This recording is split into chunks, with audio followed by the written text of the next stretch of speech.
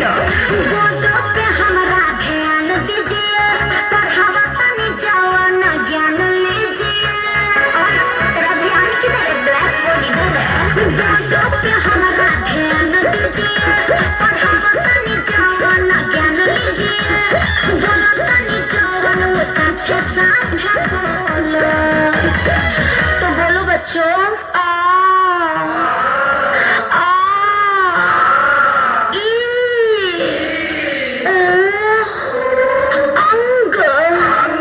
अब सब मिला के एक साथ बोलो बच्चों।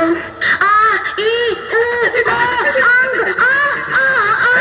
मैडम ये रात वाला मात्रा काहे पढ़ा रही हैं?